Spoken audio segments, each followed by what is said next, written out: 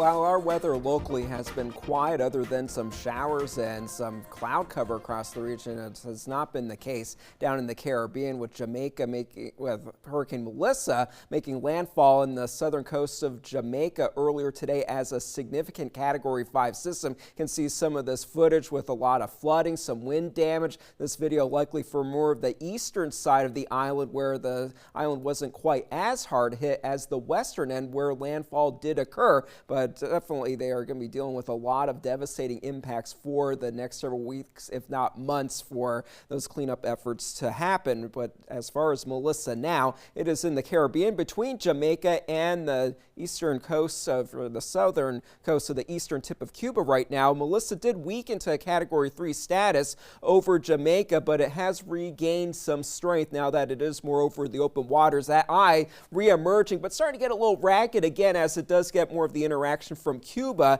but winds have increased again to 130 miles per hour, making it a Category 4 system with wind gusts as high as 160 miles per hour. Pressure holding steady at 950 millibars, but the forward speed starting to increase northeasterly at 9 miles per hour, so that will quickly move across Cuba, make its way across the Turks and Caicos, and the southeastern Bahamas still as a Category 2 system, likely weakening a bit as it moves toward Bermuda, but then eventually as we head into the later part of the week, we do expect this to be a post-tropical system as we head into the weekend, as it moves into the far North Atlantic, posing no threat to the U.S. It will kick up the surf a bit, so high surf and rip currents will be a risk for the east coast of the U.S., but this system certainly has been a record-breaking system, the strongest system to ever make landfall on Jamaica, and in fact it's one of the strongest ever in the Atlantic basin. The top three storms, 185 mile per hour sustained winds at landfall, so Melissa is that third to achieve that this year for 2025, certainly the strongest storm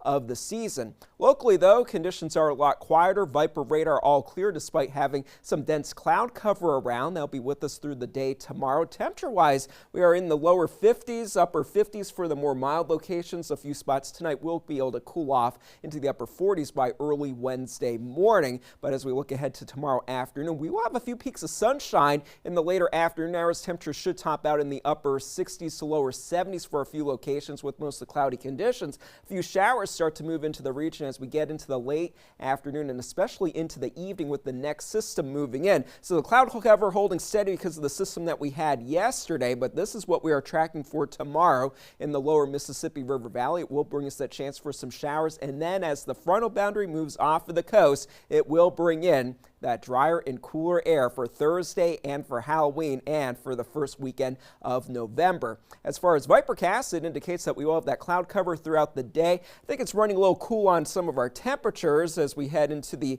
later afternoon hours, since we will have a southeasterly component to the wind at times, but those showers will start to approach us going into the evening by 9 and 10 o'clock, moving through the heart of our area and then moving toward the coast as a broken line by midnight. So just a few stray showers then possible going into very early Thursday morning. For tonight, 50 degrees for the low temperature, mostly cloudy. Definitely a chilly night for some of our inland locations with those lows in the 40s. And then for tomorrow, not too bad with those temperatures a little milder compared to today. Those showers will start to move in during the later afternoon and especially into the evening hours. For the boaters, not a bad day on the waterways. An easterly component to the wind, around 10 to 15 knots, giving us seas 4 to 5 feet. So sunshine will be back, especially once we get to Thursday and especially for Friday and Saturday. But those temperatures will be a little bit cooler, but we do see them warm up a bit going into Sunday and beyond. Just a bit, though. Just a bit. All right, thank you so much. Let's look ahead.